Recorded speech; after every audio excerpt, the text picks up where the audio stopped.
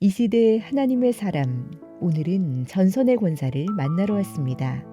불교와 유교, 토속신앙 속에서 자란 그녀지만 하나님의 사랑 가득하신 계획 안에서 그 사랑이 이슬비에 옷이 젖듯이 삶에 스며들어가게 되었습니다. 이제는 전도자로 양육자로 살기로 기도드리며 순종의 삶을 살아가고 있습니다. 5번째 이야기.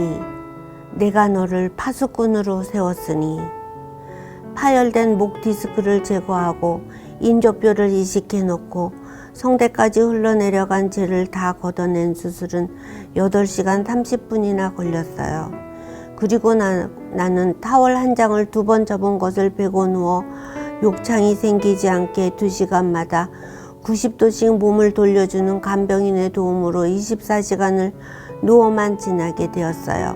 아침에 눈을 뜨고 나서 간단히 감사 기도를 드리고 식사를 한 후에는 주치의회진과 소독이 있었고, 가족들과 친구들의 문병 시간 외에는 머리맡에 쌓여있는 신앙서적들과 설교들을 들으며 하나님과의 깊은 만남을 시간을 오래 가져서 지금도 그때를 나와 하나님의 허니문이라고 하죠. 하나님의 사랑 가득하신 여호와 일의 은혜였지요. 하나님께서는 무엇 때문에 나를 다시 살리신 것일까? 왕쾌 후에도 나는 아내와 어머니와 형제와 친구로 살 텐데, 새 삶을 살면서 이들에게 더 잘해주고 싶은데 어떻게 해야 하나 하고 생각을 하고 기도를 드리던 중에 하나님께서 내가 너를 가슴 벅차게 사랑한다고 생각한다면 이런 나를 너 혼자만 만나지 말고 친정 식구들도 내가 받은 사랑을 같이 누리게 하여야 하지 않겠느냐라는 말씀을 주셨어요. 실은 서울로 돌아왔을 때 친정 식구들과 만날 때마다 형제들도 조카들도 저와 이야기를 하면 슬금슬금 자리를 피하려는 느낌을 받곤 했는데, 어느 날 만난 조카 하나가 내가 너무 딱하다며 전해준 말에 깜짝 놀라고 말았어요. 이모, 사실은 이모가 귀국하시기 전에 우리들은 모두 부모님께 약속을 드렸어요. 이모를 만나면 15분 이상 같이 이야기하지 않기로. 이모가 미국 가서 예수에 살짝 돌았는데 증세가 좀 심각해 보인다면서 이모는 조용조용 말하면서 사람 설득을 잘하니까 잘못하면 예수장이가 될 수도 있으니 아주 조심하라고 하셨어요. 의사가 여럿 있는 저희 친정에서는 제가 심한 시집살이로 예수님께 의지하다 정신이 좀 이상해진 사람으로 되어버렸다고요. 그날 집에 와서 얼마나 울었는지 몰랐어요. 형제들에게 귀여움만 받고 칭찬만 받던 제가, 조카들과 말할 수 없이 사이좋게 지냈던 제가 정신 이상자 취급을 받게 되다니. 그 후로 저는 잠시 친정전도에 소극적으로 움츠러들었는데 엄청난 교통사고를 당하게 된 것이었죠. 사실 마음만 가득했지 실제 전도에 대해 아는 것도 없었고 섣부르게 시작할 수도 없어서 이제부터 잘 알아보고 준비하기로 했어요. 저는 한 달을 누워 지냈더니 혼자 걷지도 못해 휠체어도 타고 걷는 연습도 한 후 퇴원을 했어요. 교회에 가서 예배를 드리고 싶은 마음이 가득했지만 수술 후 3개월이 지나서야 앞뒤로 남편과 아들의 보호를 받으며 사람이 비교적 적은 일부 예배에 갈 수 있었어요. 본당으로 가는 계단과 통로에 깔려있는 붉은 카펫 위를 걷는데 제 두 볼 위로 눈물이 줄줄 흘러내렸어요. 예수님, 제가 지금 예수님의 보혈을 밟으며 하나님 아버지께로 나아가고 있습니다. 맞죠? 그렇지 않고는 절대로 못 가는데 저에게 허락해 주셔서 말할 수 없이 감사합니다. 제가 다시 살아 주의 아름다운 성전에 오게 해주신 은혜에 감사드립니다. 이렇게 기도를 드린 그날 주신 설교 말씀은 에스겔 3장 16절에서 21절이었어요.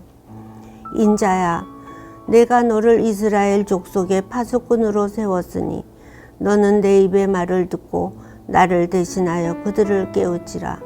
에스겔 3장 17절 말씀입니다. 예배의 마지막 기도 시간에 그 설교 말씀이 저에게 주신 말씀이고 명령이신 것을 알았기에 순종하기로 하고 하나님께 부탁을 드렸어요. 하나님, 파수꾼이 되겠습니다. 그런데 친정 식구가 100명 가까이나 되니 누구를 먼저 전도해야 할지 모르겠습니다. 이 기도가 끝날 때 우선 2사람을 선택하여 주십시오. 놀랍게도 기도를 마친 순간 하나님께서는 정말 그 많은 식구들 중에 2사람을 생각나게 해주셨지만 내게는 거의 절망적인 응답이었어요. 첫째는 막내 언니, 둘째는 셋째 언니의 둘째 아들이었어요. 한 사람은 감정적으로, 또 한 사람은 논리적으로 하나님을 배척하는 사람들이었어요. 너무 힘든 사람들인데 어쩌면 좋을까요? 하나님, 다른 사람이면 좋겠는데요. 식구도 많은데 좀 바꿔주세요. 2달 정도 전도는 하지 않고 기도를 드리면서 하나님께 졸랐지만 기도할 때마다 응답은 그 2사람이었어요.